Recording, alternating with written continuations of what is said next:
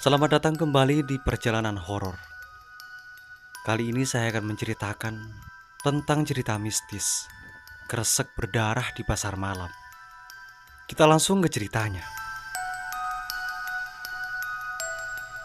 Asep adalah seorang pedagang kaki lima yang menjual berbagai macam barang di pasar malam. Dia selalu membawa gerobaknya yang berisi barang-barang seperti mainan anak-anak, peralatan rumah tangga, hingga batu akik dan minyak wangi. Dia biasa berjualan di pasar malam yang terletak di pinggir kota, tempat banyak orang mencari hiburan dan kesenangan.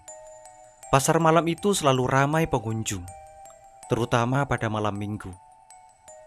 Asep senang melihat orang-orang yang tertarik dengan dagangannya dan membeli barang-barangnya dengan harga murah. Dia juga suka berbincang-bincang dengan pelanggan yang datang dari berbagai latar belakang dan daerah. Dia merasa bahwa berjualan di pasar malam adalah pekerjaan yang menyenangkan dan menguntungkan bagi dirinya.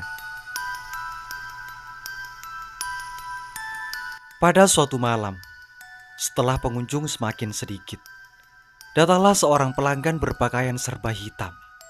Dia tampak tinggi dan kurus, dengan rambut panjang dan wajah pucat. Matanya berwarna merah seperti darah, dan mulutnya senyum sinis. Dia mendekati gerobak Asep yang mulai melihat-lihat barang-barangnya dengan tatapan tajam. Pelanggan itu membeli berbagai barang Asep dan membayar dengan uang yang dimasukkan ke dalam kresek plastik. Dia tidak menawar harga sama sekali dan tidak mengucapkan sepatah kata pun. Dia hanya memberikan kresek plastik itu kepada Asep dan pergi tanpa pamit. Asep bingung karena belum pernah ada pembeli seaneh itu. Dia merasa ada yang aneh dengan pelanggan itu, tapi dia tidak tahu apa. Asep pulang ke rumah dan membuka kresek plastik berisi uang dari pembeli misterius itu. Dia terperangah. Uangnya sobek dan berlumuran darah. Darah itu masih segar dan berbau amis. Asep tidak tahu darah itu dari siapa dan mengapa uangnya rusak seperti ini. Dia mulai merasa cemas dan takut. Asep mencoba untuk tenang dan berpikir positif. Mungkin saja pelanggan itu tidak sadar bahwa uangnya bercampur dengan darah ayam. Mungkin saja ini karena kebetulan belaka. Asep memutuskan untuk membersihkan uangnya dengan air dan sabun, lalu mengeringkannya dengan kipas angin. Dia berharap bahwa besok dia bisa menukarkan uangnya di bank atau toko-toko lain. Dia tidak mau menyimpan uang yang kotor seperti ini. Namun ketika dia sedang membersihkan uangnya, dia mendengar suara ketukan di pintu rumah. Suara itu sangat keras dan pintunya digedor-gedor, seolah-olah ada orang yang ingin masuk dengan paksa. Asep kaget dan bergegas menuju pintu. "Siapa?" tanya Asep dengan suara gemetar. "Kami dari polisi," jawab suara di luar pintu. "Buka pintunya sekarang juga." Asep merasa bingung dan panik. Apa yang polisi inginkan dari dirinya? Apakah mereka tahu tentang uang itu? Apakah mereka menuduhnya sebagai tersangka atau saksi? Asep tidak sempat berpikir lebih banyak lagi. Pintunya tiba-tiba terbuka dengan paksa oleh beberapa orang berseragam polisi yang langsung masuk ke rumahnya. Mereka membawa senjata dan senter, serta membawa anjing pelacak. Mereka menggeledah rumah Asep dan mencari sesuatu ke semua ruangan. "Apa yang kalian lakukan?" teriak Asep. "Apa yang kalian cari?" Asep pun bertanya kepada polisi tersebut. "Kami mencari pelaku pembunuhan berantai yang terjadi di pasar malam," jawab salah satu polisi. "Kami mendapat laporan bahwa ada saksi yang melihat pelaku membeli barang-barang dari pedagang kaki lima dengan uang berlumuran darah," ungkap polisi itu kepada Asep. "Uang berlumuran darah?" ulang Asep dengan ketakutan. "Ya, uang darah. kata polisi itu. Uang yang berasal dari korban yang dibunuh oleh pelaku dengan cara menggorok leher mereka dan mengambil darah mereka. Uang itu kemudian digunakan oleh pelaku untuk membeli barang-barang yang tidak berguna sebagai trofi atau kenang-kenangan, ungkap polisi itu. Asep tidak bisa percaya dengan apa yang dia dengar. Dia merasa seperti mimpi buruk. Dia melihat ke arah meja di mana dia meletakkan kresek plastik berisi uang berlumuran darah itu. Dia melihat anjing pelacak sudah mengendus kresek plastik itu dan menggonggong sangat keras. "Ada di sini," seru polisi itu. Kresek plastik berisi uang berlumuran darah. Polisi-polisi itu langsung menyeret Asep dan menangkapnya. Mereka menuduhnya sebagai pelaku pembunuhan berantai, atau setidaknya sebagai kaki tangannya. Mereka tidak percaya dengan penjelasan Asep bahwa dia hanya seorang pedagang kaki lima yang tidak tahu apa-apa. Mereka mengira bahwa Asep berbohong dan berusaha melindungi pelaku asli. Asep meronta-ronta dan berteriak minta tolong. Dia tidak bersalah dan tidak tahu siapa pelanggan asing berpakaian serba hitam itu. Dia hanya ingin menjual barang-barangnya dan mendapatkan uang halal. Dia tidak pernah membayangkan bahwa uang yang dia terima adalah uang yang bisa menghancurkan hidupnya. Tapi, siapa yang mau mendengarkan Asep? Siapa yang mau mempercayai Asep? Siapa yang mau menolong Asep? Tidak ada. Hanya ada gelap dan mistis. Hanya ada horor dan teror. Hanya ada uang yang berlumuran darah. Beberapa bulan dia keluar dari penjara.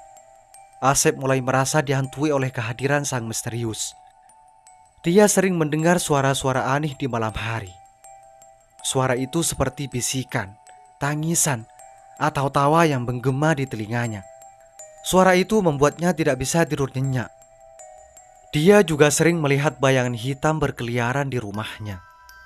Bayangan itu seperti sosok manusia yang tidak jelas bentuknya, tapi memiliki mata merah yang menyala-nyala. Bayangan itu sering muncul di sudut-sudut gelap, di balik jendela, atau di cermin. Bayangan itu membuatnya merinding dan ketakutan.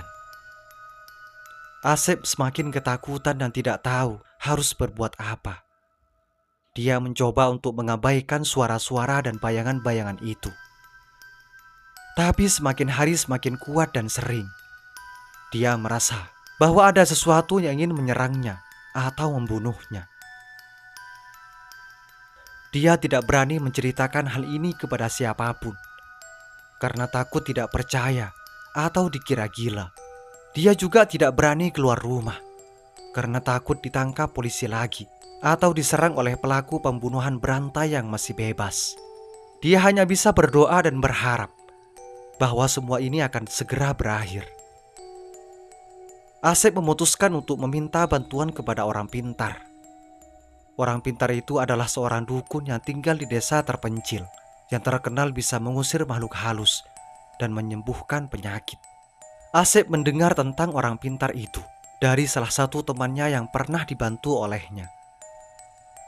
Asep mengumpulkan tekad dan uang menggunakan uang tabungannya untuk pergi ke desa itu. Dia naik bus dan dilanjutkan ojek untuk sampai ke rumah orang pintar itu. Dia berharap bahwa orang pintar itu bisa menolongnya dan menghilangkan gangguan yang dialaminya. Orang pintar itu mengatakan bahwa Asep telah diganggu oleh makhluk halus. Makhluk halus itu adalah roh jahat yang sedang menuntut balas dendam. Roh jahat itu adalah pemilik uang yang sobek dan berlumuran darah. Orang pintar itu menjelaskan bahwa uang berlumuran darah itu adalah hasil dari ritual ilmu hitam yang dilakukan oleh pelaku pembunuhan berantai. Pelaku itu menggunakan darah para korban untuk memperkuat kekuatan dan kekayaannya. Uang darah itu memiliki ikatan kuat dengan roh korban yang menjadi marah dan dendam. Orang pintar itu mengatakan bahwa Asep telah membuat kesalahan besar dengan menerima uang darah itu dari pelaku pembunuhan berantai. Asep telah menarik perhatian roh-roh jahat yang ingin mengambil nyawanya sebagai ganti uang darah itu. Dia mengatakan bahwa Asep harus segera mengembalikan uang darah itu kepada pelaku pembunuhan berantai atau membakarnya dengan api suci. Jika tidak, Asep akan terus diganggu oleh roh-roh jahat sampai mati. Asep merasa bingung dan putus asa. Dia tidak tahu bagaimana cara mencari pelaku pembunuhan berantai atau membakar uang dengan darah itu dengan api suci. Dia merasa bahwa dia tidak punya pilihan lain selain menyerahkan dirinya kepada nasib buruknya. Tapi, apakah dia benar-benar tidak punya pilihan lain? Apakah dia benar-benar tidak punya harapan lagi? Apakah dia benar-benar tidak punya cara untuk melawan roh jahat itu? Asep mengikuti saran orang pintar itu untuk menenangkan roh jahat. Dia pergi ke tempat di mana dia bertemu dengan pelanggan asing itu. Tempat itu adalah pasar malam yang sama, di mana dia berjualan barang-barangnya. Dia membawa kresek plastik berisi uang yang sobek dan berlumuran darah. Dia meletakkan uang yang sobek dan berlumuran darah di tempat itu.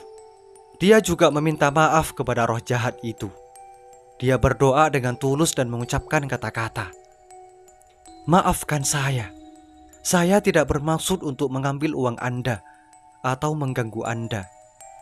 Saya hanya seorang pedagang kaki lima yang tidak tahu apa-apa. Saya tidak bersalah dan tidak terlibat dalam pembunuhan berantai yang menimpa Anda. Saya kembalikan uang Anda ke tempat asalnya. Saya harap Anda bisa menerima uang ini dan bisa meninggalkan saya sendiri. Saya harap Anda bisa mendapatkan kedamaian dan keadilan yang Anda cari-cari. Sekali lagi maafkan saya."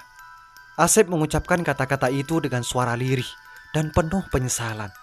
Dia berharap bahwa roh jahat itu bisa mendengarkan dan memaafkannya.